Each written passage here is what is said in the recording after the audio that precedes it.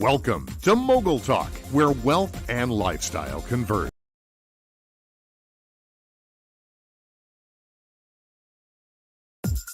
Welcome to MogulTalk, where wealth and lifestyle converge. We are Mindset Media, dealing with business, social relevance, abundance, lifestyle, and spirituality.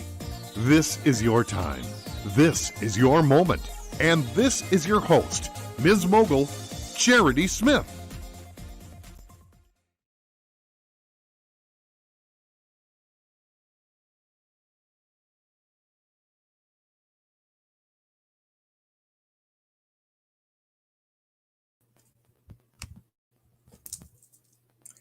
Hello, America and around the world. This is Charity Smith. I am Miss Mogul. It is indeed a delight to have you all in the studio today. Now, I hope you're ready with your laptop and your latte, as I always say, because today's segment will be an impactful and powerful one. So I want to introduce our esteemed guest today. I don't want to miss one moment of this, so hang tight. Today's guest is Dr. Pasha Carter. When Dennis Kimbro and the Napoleon Hill Foundation interviewed 100 of America's wealthiest African Americans for their New York Times bestseller, The Wealth Choice, and by the way, I have this book, Pasha was interviewed alongside Steve Harvey, Tyler Perry, T.D. Jakes, and other influential leaders. Pasha is the owner of the VIP Global Magazine, a platform for entrepreneurs to expand their brands and gain global credibility. She is currently the expert panel guest for Forbes magazine, where she writes articles and lends her business prowess and expertise to CEOs, entrepreneurs, and influencers around the world. So it is indeed my guest today and my honor to have in the studio, Dr. Pasha Carter. Are you there? I am here finally. Oh my goodness, it is so great to be here. It's an honor and a pleasure. And thank you so much for having me, Sherry. Look, we have been trying to get this conversation happen for quite some time. And I believe in providence. I believe in the divine intervention of God, making all things happen in time, in season, when it's supposed to happen. So again, we're glad to have you in the studio today. Many of people may know you from lots of things, right? You've been in the market for quite some time. Certainly not a newbie, a novice by any stretch of the imagination. And as I was thinking back, I think I've seen you back in your earlier days with ACN here in Houston, because your name is not, okay. I thought that was you. You went way back. Yes. That's way back. You know, when both of us, I think, were greenhorns just jumping in. But I remember the fire and the power in your belly, even back then, for success and for entrepreneurship. And as Father would have it, all these years later, we're sitting here having this conversation. So delighted to have you. I'm delighted to be here. I am delighted to be here. Wonderful.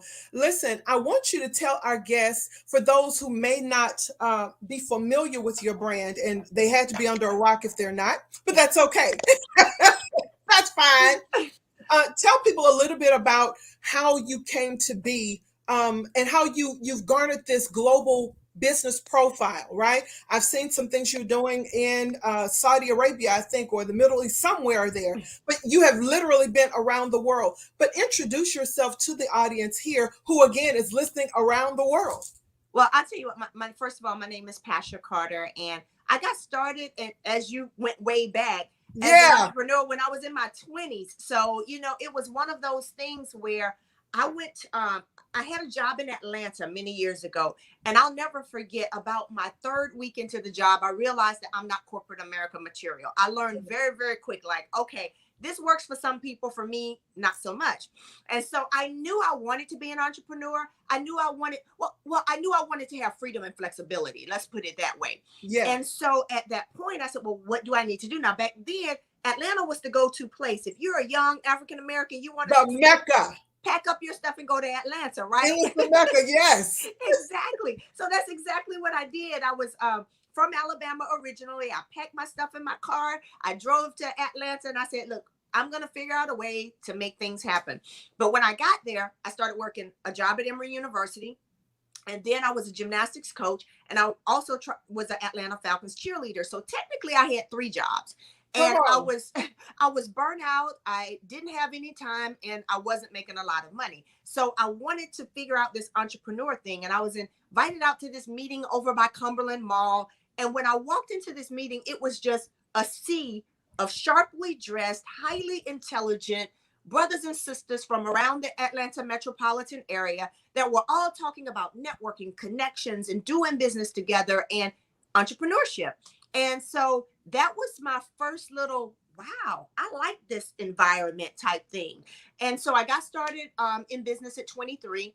Then I went through the roller coaster, and that's what I want to share with everybody. You're going to have your ups and downs, so be prepared. So there were some years I would have, decent success. And then there were some years where it was like losing cars, having to leave my apartment because I just had no money coming in at the time. But I still didn't go back to work because I knew I wanted to figure this thing out. I was like, I can do this. I just got to figure it out.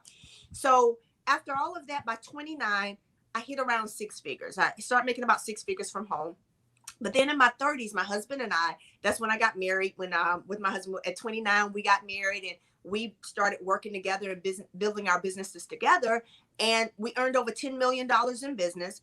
And we started teaching other people how to do the exact same thing. Now, the interesting thing after that is a lot of that was through network marketing, direct sales.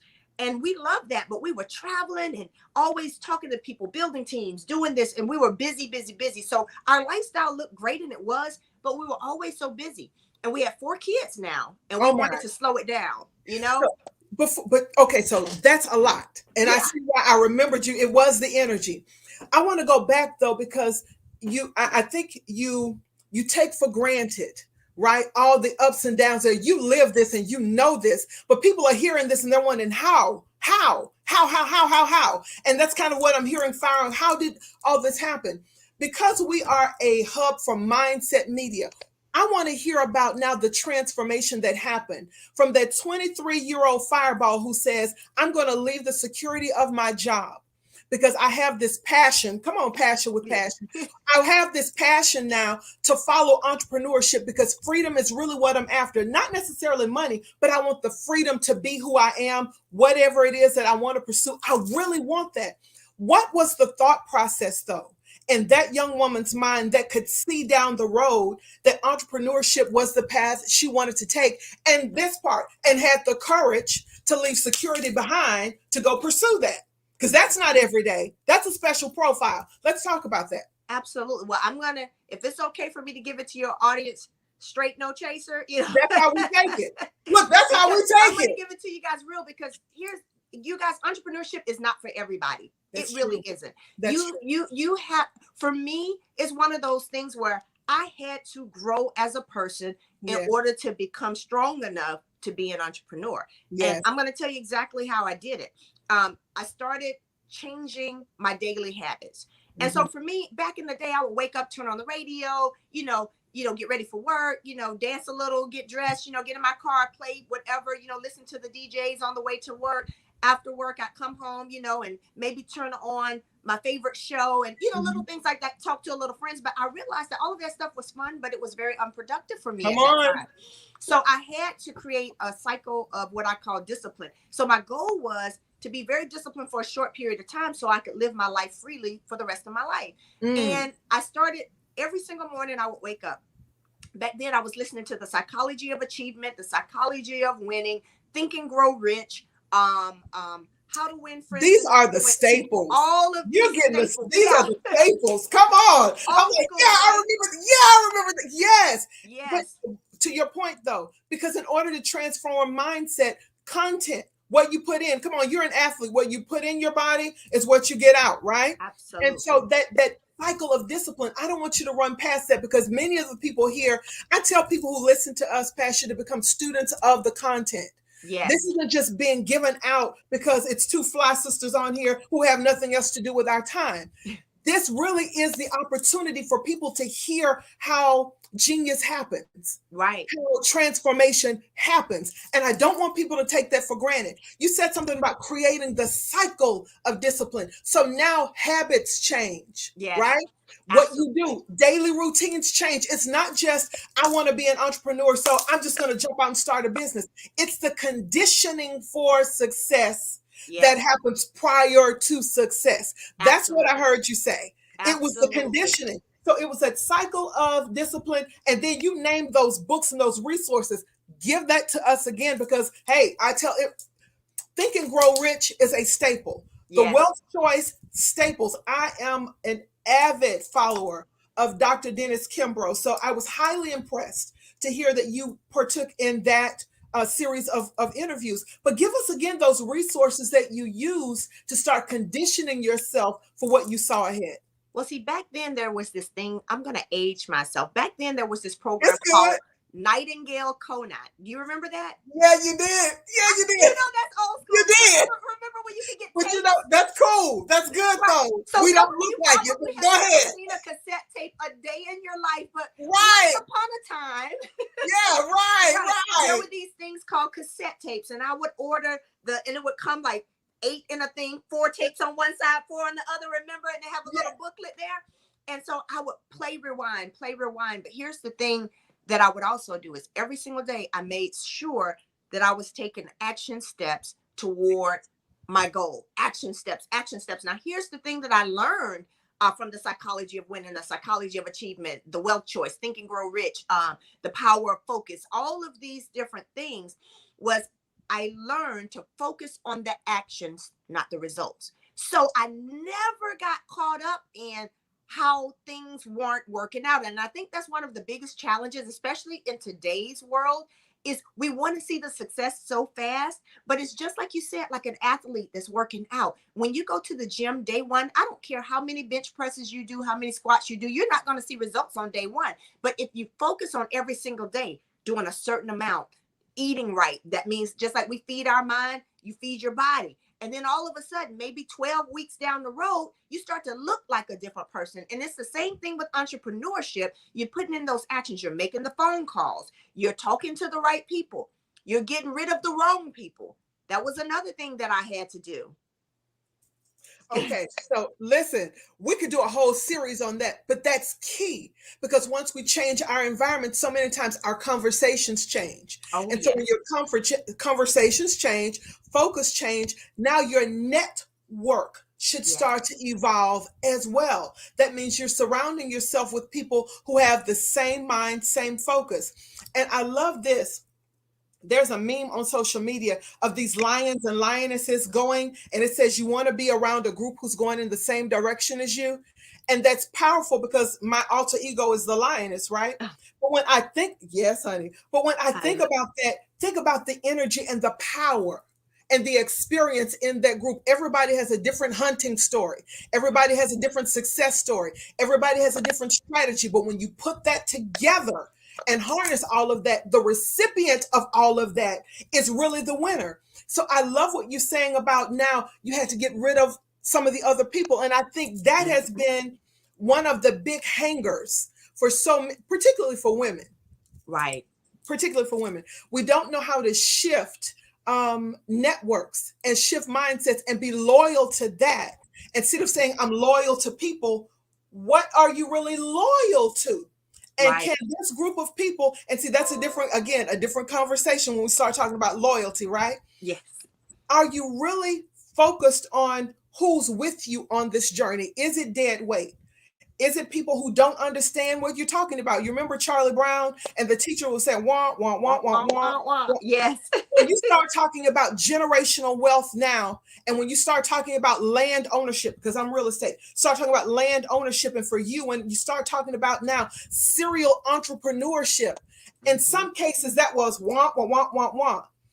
What was the catalyst for you that said, again, here's another opportunity for transformation to now seek out a different environment? We're not going to say just a different group of people, but now that you're feeding yourself all of this content, was that the next natural evolution for you to now start to change your environment?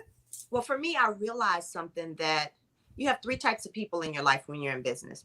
So, and it's nothing personal. You just have to identify who they are. And when you identify who they are, you make a decision on what amount of time you spend with them. So you have three types of people. The first type of person is the person who lives in the past. And every conversation you have with them, it usually starts with, remember when we went to school, or remember when we went to, or remember when we, because they live in the past. So you've got the remember whens, you have the people who live in the past. Then you have the people who live in the present. For them, it's all about the daily activity. What happened today? Girl, let me tell you what happened at work today. Girl, let me tell you what happened on my way to work today. Oh, let me tell you what the boss said today. So everything for them is, they're conversational because they live very present. They live in the moment. Then you have the group of people that, for me, this is who I latched on to. And these were the people who lived 3, 5, 10 years in the future. Come on. And all of their conversations started with, this is what we're about to do. This is where I'm going.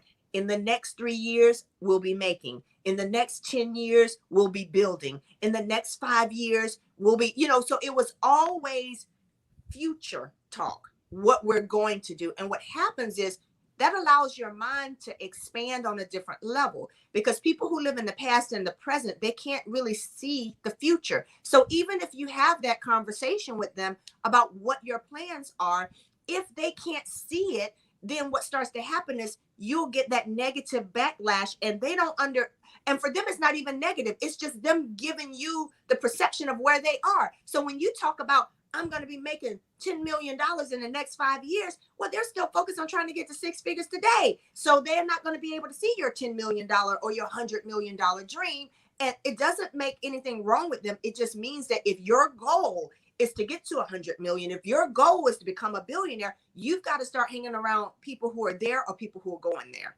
That's good. Listen, I already know we're probably going to go way past the 30 minutes. So if you're going to hang tight with me, I want to run this quick commercial. Let's come back and start talking about what you are best known for: generational wealth building, serial entrepreneurship, and really scaling in large mass and level. So hang tight. We're going to take this very quick commercial break. We'll be right back. Are you ready?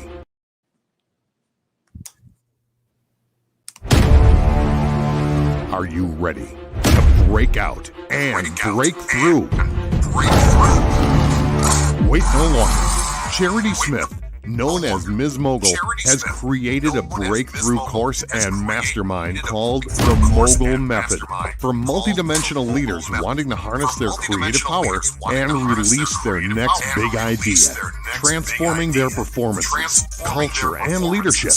A highly sought-after media personality, business, and transformative leader, Ms. Mogul enraptures her audience, taking them on a journey of personal and performance discovery with laughter, candor, a biting wit, and over 20 years of business acumen and leadership. Go to www.youcancreateyourown.economy.com now to awaken the mogul in you. And we are back. I want to jump in now, Pasha, and give you plenty of time, because here is where the teacher and the student meet, right? I want you to have the opportunity to really hear your thoughts on this. What I know about you is that you are highly focused on generational wealth. It goes back to the conversation we were having right before the end of the first segment, where you're looking towards the future. Everything is 5, 10, and I would even say maybe 20 years ahead of time. If we're ever going to get there, we got to start now, right? Absolutely. One of the things that I love about you too is that you bring your family along for the ride. I see your children and your family, and that's something that's really close to my heart. As a real estate person, when I was doing the showings as a realtor, I would make sure that my children were dressed up. My son had on his bow tie. He's handing out the flyers. My daughter knows about the kids' rooms in the house, so they can now create the atmosphere with mom, and they have an appreciation for what it takes, right, to build this, because it's not just about one person. It's about now the family moving forward, or a movement happening. Talk to us now about generational wealth. Fast forward, you and your husband have been working in business for many years. You've seen many successes in business. Yeah, with every trial, as they say, there's been a success. So yeah, you have your story of the trial, but I really want to focus on the success because you show people what's possible if they stick to their plan, their acumen, their conditioning of discipline. You're a profile in what happens when people stay the course and they do the right things. First of all, tell us what is generational wealth and why is it important that we acquire it? Well, for me, generational wealth for us started with generational mindset because Oh, wait, don't run past that. Don't run past that. Don't run past that. Come on, wait. Because see, this is what I guess you can tell I'm excited. Because the wealth, Dennis Kimbro, wealth starts in the mind, ends in the purse. Yes. The best thing we can give the next generation is a mindset. It's a way of thinking about a thing or seeing its perspective. So that's why I really wanted you to kind of sit in that for a minute, because I think everyone who's taking notes, that should probably be at the top of what they're writing down.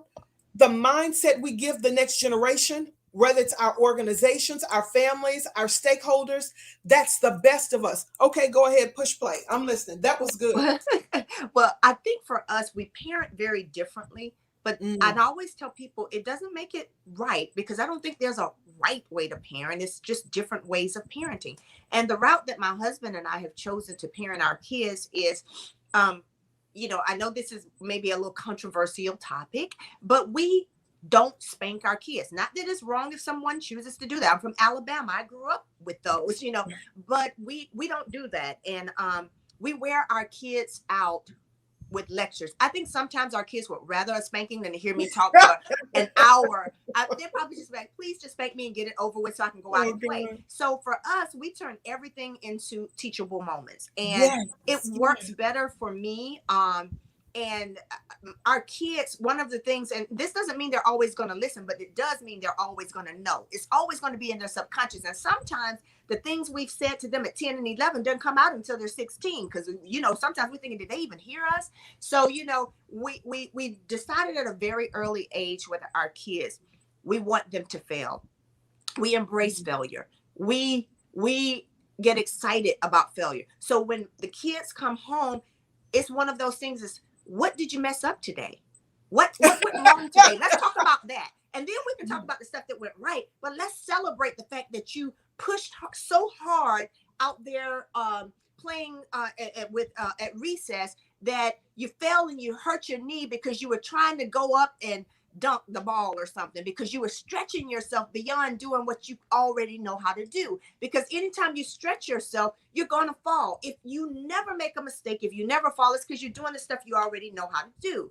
And those are the things with our kids that we're always doing. So when our kids may bring home bad grades, I want to know, well, what is that coming from? Okay, so your grade dropped. You failed the class. Let's talk about that failure. I'm not going to yell at you about that failure, but I want to talk about it so that we can understand, how did you get here? Because now if you realize how you got there, now I'm going to teach you how to never have to be back there again.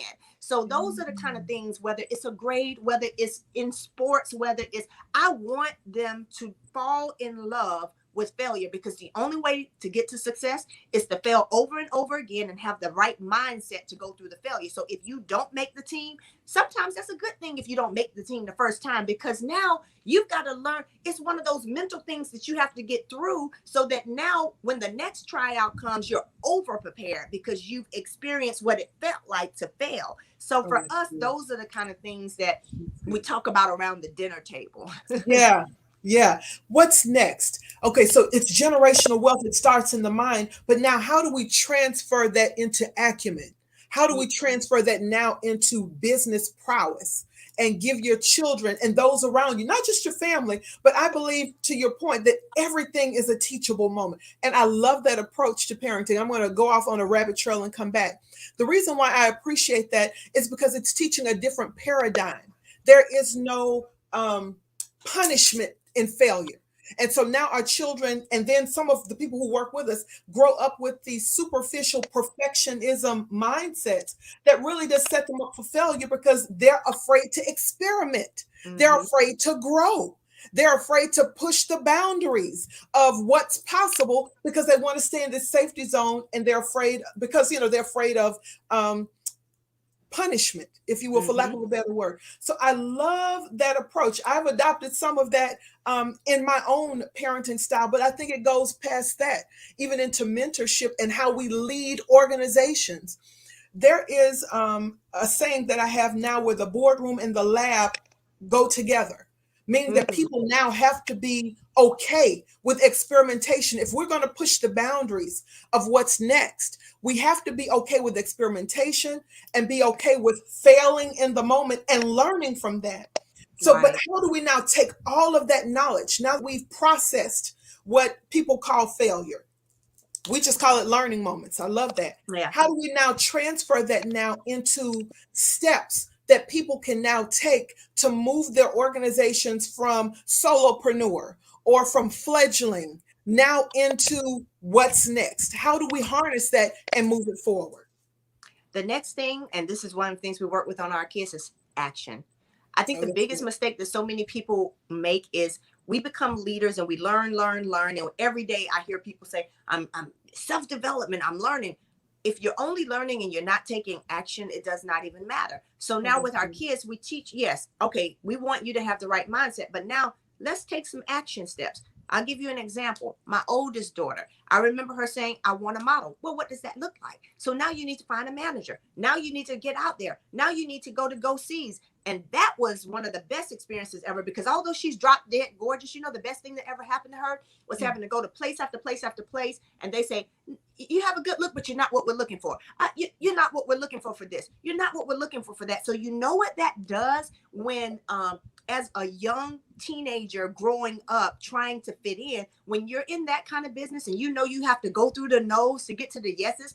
By the time she's in her 20s, she's like, oh, this is just what I do. And so now what's happening is it's developing that thing in the back of the mind that lets you know this is a part of the process. Just because they didn't pick me for this particular ad, it doesn't mean I'm not beautiful. It means that I just wasn't who they were looking for. And that's the challenge in business. I've seen people who have a product, and because their best friend may not buy their product, or their somebody that they love may not support their business, they start questioning themselves. And that is one of the biggest challenges, and the reason why people fail in business is because they're so concerned about what other people are thinking.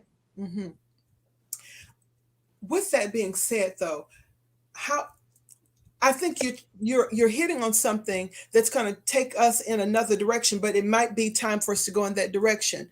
It's the self-awareness in business. So now that we have that experimentation, right, where we talked about the challenges and the failures, it makes us more aware of who we are, what our strengths are, what some of our challenges or our blind spots are. And it also teaches us perseverance.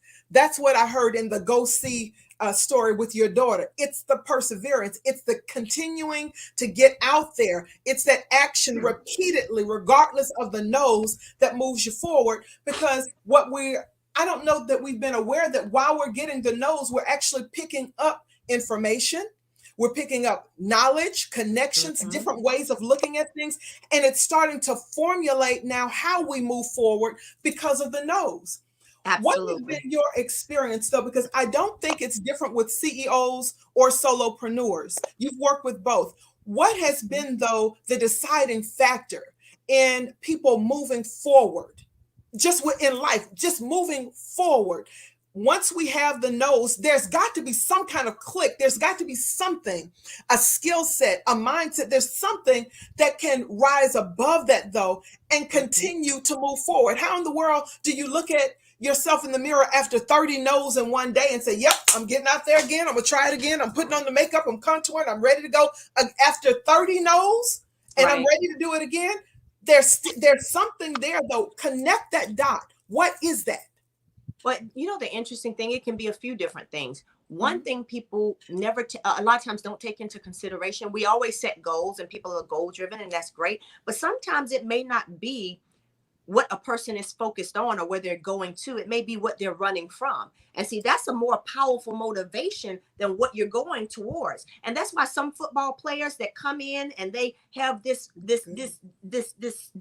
attitude that they can't explain, this, I'm going to run through anything to get there. It's because of what they're running from. They know this is their only shot. So for me in business, coming from a small town in Alabama, you know, growing up, not having much, coming home, sometimes the lights were off and sometimes, you know, not having, it made me say, I don't want to go back there. I don't want to live that life. This isn't the life I want for myself and my kids. Yes, my parents did as much as they could on a teacher salary in Alabama. But for me, I wanted more. I did not want that. So it was what I was running from. I was running from the small town. I was running from that lifestyle and I knew what I wanted, you see? And so it depends. So that can keep you motivated through the ups and downs. And then for some people, they just have that switch in them where they've always been different. You know, that kid where everybody would say, and most of us were that kid, where you're just different. You know, you just don't think like everybody else. You outside of the box because we don't see boxes. We don't believe in boxes. Come on. Right? Boxes are building materials. Exactly. So for those of us that are wired that way, it's just always been in us. But here's the thing. Some people, it's been in them, but it's dormant. And what you have to do is with that personal growth and development, it's every single day, it's tapping it. And it's waking up things in you from when you were a child that you don't even know when you're listening to Dr. Kimbro, or you don't even know when you're listening to that tape, that is waking something up in you that's been in you all your life and bringing it out. And that's why it's important to feed your mind every day and take action every day. Oh, that's good. And sometimes I even say this, Pasha, when you don't know what's driving you, sometimes it's just raw faith. You just believe, period, regardless, right? And that's a whole nother conversation, being able to pull on that. But I believe it's been your walk of faith and acumen and discipline that led you to develop this huge platform called the VIP Global Magazine. Now, NFL cheerleader goes $1 million business owner, now into publishing. Again, there has to be that something in you that continues to push the boundaries and the borders, right? Who would have thought that a young lady from small town Alabama is now editor-in-chief of a global magazine? What was that process? And what's the goal of it? What's the message of the magazine? Well, let me tell you how all of this came about. And then the message of the magazine is to highlight the entrepreneurs that, in my opinion, deserve for people to be able to hear from and see them and give them their flowers. And so for me, when I started writing for Forbes magazine, by the way, which I love, when I got the phone call from Forbes and they wanted me to write on entrepreneurship and leadership, I was like, oh yeah, I'm in. But here's what I noticed. As much as I enjoy writing for Forbes, I know that there's a limit on the things that they're going to publish. So sometimes I'd even try that, send out an article on, this person or that person. They go, oh, well, no, not that right now. Let's focus and go back in here. And I understand that, because a lot of times with a magazine like Forbes, you want to focus on the uber successful and this, that, and other. But for me, the reason I created VIP Global Magazine was I wanted a magazine that not only highlights successful entrepreneurs, but I want to know the journey, because most entrepreneurs are not successful because they don't hear the journey. I don't want to see just the who became a billionaire today. That's great. My question is, how'd you get there? And not just the basic stuff, the usual story. I want to know the resources. If you're an entrepreneur, what resources did you use? What apps do you have? Who did your website? Who helped you create your content? Who helped you win this? So I wanted to create a magazine where it could be a resource library for entrepreneurs to go to see the successful people that are in their genre, but at the same time, they're able to get those resources, which are invaluable, but then they're also able to connect in an environment where people support each other. One of the biggest things with VIP Global Magazine that I encourage, anybody who's ever been featured in our magazine, they will tell you, I encourage all of our readers and I encourage all of them to support and buy from each other. So you have an automatic group of people that are your biggest fans. That's good. That's good. What have you found though in this new environment right? And I like to think of COVID kind of as a catalyst for now the real experimentation, the real kind of risk takers to come out of the box. What COVID did for me, and what I hear in so many people that I talk to, is it removed now the safety nets and even the excuses of boxes and borders. Now people are taking risks that they had not taken before. Are you finding in the people that you're talking to that there is this newfound courage, this boldness to go, as they say, in space where nobody has gone before? Are people now starting to reimagine what success even looks like because of this new environment? Are you finding that? I am finding you that, and I see positive and negative in that, because some of it is sincerity and it's really tapping a part of them where they just needed a little bit of push. But some people are jumping out there and just panicked and in fear, and that doesn't last long. So if you're just jumping out because you're afraid, but you haven't taken the time to really figure out how to create longevity in your business, sometimes it can backfire. So for instance, myself and my husband, one of the things that we're focused on teaching people, because we started this process before the pandemic, is all of the income that we bring in, which is quite significant, it's all from our computer or our phone. We don't need a person. We don't need an organization. We don't need to coach anybody, train anybody, talk to anybody. It's just us and our phone. And so here's what happened. We decided about maybe a year and a half, 2 years ago, we had this conversation. And my husband looked at me and he said, babe, I want us to have 10 separate streams of income that's all bringing in a minimum of $10,000 a month. That's now, good. And he said, and I don't want us to have to travel. I don't want us to have to recruit or build, or I don't want us to have to do anything for it. He said, I want it to be total passive income. He said, let's figure out different platforms where we can do that. So we started doing that. So one of the things that we did, we created an Amazon store that's totally hands off for us to now, where now we've started to follow the trends. Where's everybody headed? Everybody's buying online. So not only do we want an e-commerce store, no, we want an official Amazon store. So what a lot of people don't know is when they go to Amazon and you see select other buying options, we're one of those main buying options that people are selecting. So now we made an investment in that. We have an entire staff that runs that for us, and we just sit back and make money off of our Amazon store. Now we're about to open up a Walmart store, because you know what happened? After Walmart saw what was going on with Amazon, they started sending out offers for those people who want to be official Walmart store owners. Yes. So now we're launching a Walmart store. We also, with cryptocurrency, there are certain things right now. Yeah, we're big in cryptocurrency, because for us, that's created enough seed money for us to be able to invest in this and invest in that and watch it turn over. Sometimes investments my husband will make in cryptocurrency will 10x, 20x, 100x, 50x. And so if somebody put $2,000 in or $20,000 in, can you imagine? You can literally make your usual yearly income off of just one initial coin offering, you know? So we've been doing that, as well as the magazine has multiple legs on it, multiple layers that come in through the magazine. And now what we're doing is teaching other people how to have that passive income. And when I say passive, I mean really passive, like where what really intrigued me and impressed me was when we first started this, my husband would literally wake up in the morning, sit up in the bed, open up his laptop, and I hear him clicking. Or sometimes he'd have on earphones and he'd be clicking on his keyboard. He'd do that for about an hour and a half to 2 hours or so, close the laptop and do nothing for the rest of the day. And our income went up. Okay. And I was like, what are you doing? How is this working? And then that's when we started going, well, let's do this and let's add this to it and let's do this. And that's how it all started. So that the perfect segue into what I wanted to talk to you about the generational wealth and the passive income. There was a quote that I heard you say, is that one stream of income is so old school and passe.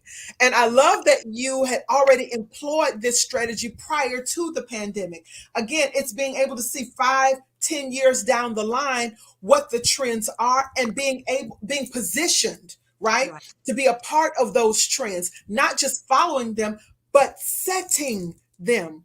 What has been the impact on your family's well-being and on your ability to now explore other interests with truly passive income? What has been the impact on your life? And I know that's a big question, but I need a big answer.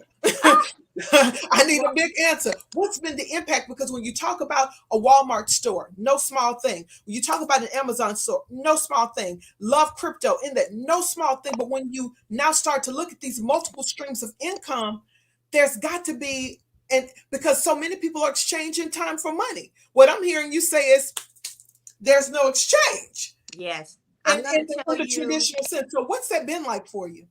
I'm going to sum it up for you. My husband made a statement and he looked at me and he said, babe, he's over 50 and I'll be turning 50 in a few days. And he looked at me and he said, it is time for us to put a suit and tie on our money and send it out to work for us. He said, never again will you and I have to make a phone call, do Zooms, do meetings, unless we just choose to and we just want to. So for me, my life has changed completely because even though we've made, let's be honest, through our career, we've averaged $50,000, $60,000, $70,000 a month with all the things we've done for like decades, right? So we're used to bringing in a decent income, but we were working for it. And even though it's work that I enjoyed at the time, I'm at the point in my life where I choose to not, if it looks like work, I don't want to do it. Now, I know that goes against what I used to say, because I used to be the one, grind all day, work 8 to 5, go all in. The entrepreneur never sleeps. That used to be me. Well, now I'm the entrepreneur that sleeps when I want to. I'm the entrepreneur that if it looks like work, I don't want to do it, because now I'm transitioning into my pina colada on the beach, enjoying my children, enjoying the time. I'm at not only the football game, but I'm at the football practice because I want to be and I can. I don't have to answer the phone calls and rush back to the emails. And it has given me a sense of peace and freedom that is priceless. And in this day and time, the only reason while we are like taking time to teach and train like what we're doing to people is because we know that it's possible that a second shutdown is coming. And we have people that we love and care about. But here's what we're doing. We have parameters. Everything that my husband and I are doing, we have a group on Facebook where any investment deal we get in, we're telling people, this is what we're doing. This is what we're doing. Here's the link. This is what we're about to do now. And a lot of those, people will jump in and, they're able to put some money in and make money out of it. Or here's our guy, the connection for the Amazon store.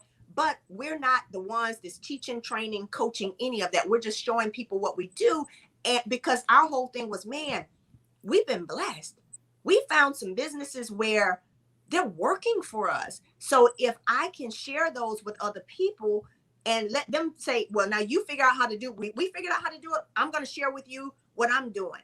We're not in the teach you how to do it anything, because that's time that I just don't want to do that right now. But I'm willing to, every door that opens for me, I'm willing to keep that door open for you. And if you want to walk through the same door I walk through, and now I'm making 25, and it's one of my streams of income that's bringing in an extra 25 grand a month. You want to know what it is? Well, here it is. Come on through. So that's what we're doing. And we have a Facebook group called VIP Global Network that people can go to if they want to get that information. And all it is a group where we're sharing with all of our followers all of the different platforms that we're in that's generating that passive income for us. And so this is what I know. It's not a degree that makes wealth. It's specialized knowledge that builds wealth.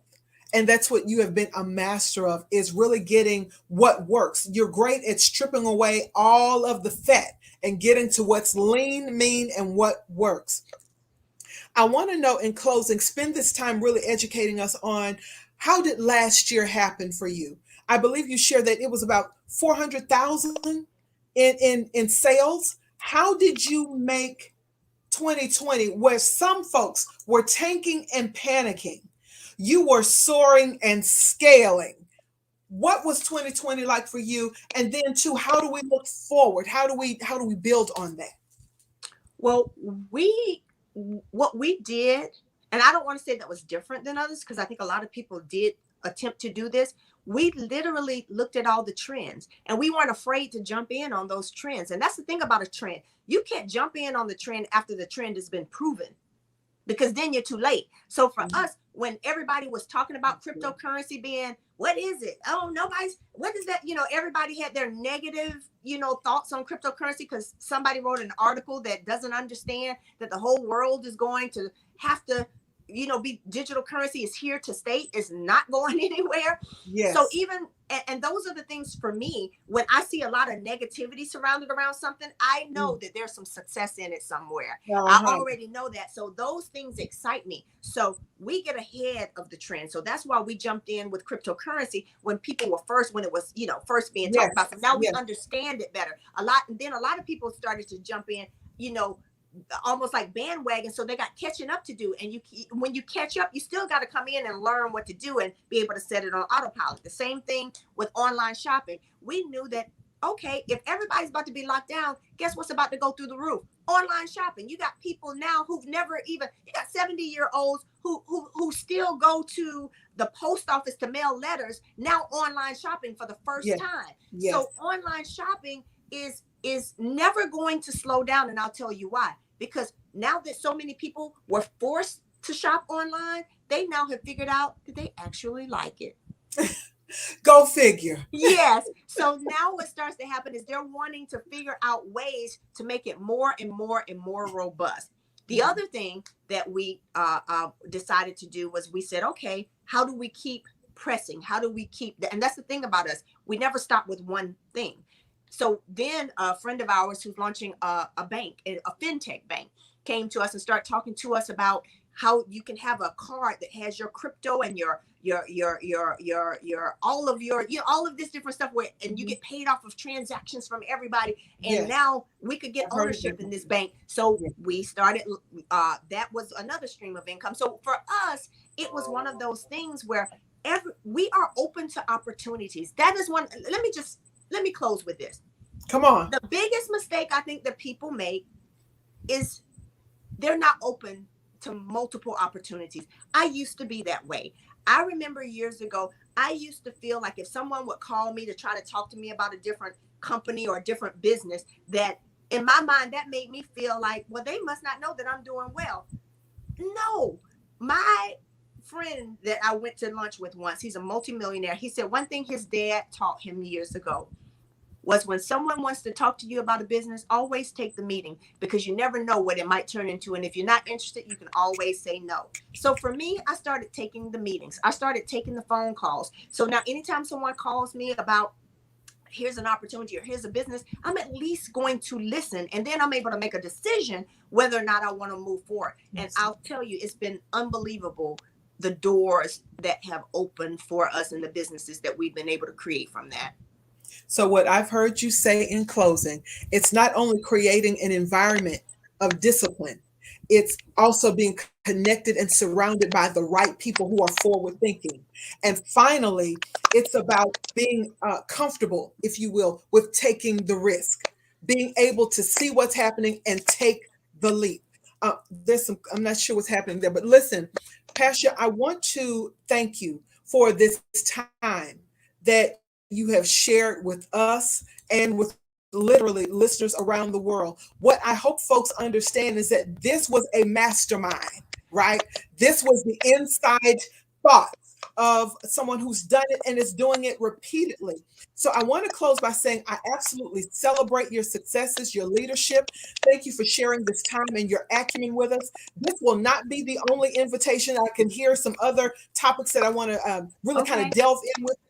But again, thank you for sharing this time and what your experiences have been. And listen, for all of you who are listening, thank you for sharing this time with us. This has been your Mogul Moment. Make sure that you post all your comments here. And if you have some questions that you would like for us to forward, to Miss Pasha Carter, we'd be happy to do that. Make sure that you connect with her on her social media platforms, as well as her website, which is VIPglobalmagazine.com. And if you are interested in getting featured or getting your product featured in our magazine, just inbox us. Absolutely. And so one more time, that's VIPmagazine. VIP Global, VIPglobalmagazine.com. VIPGlobalMagazine.com.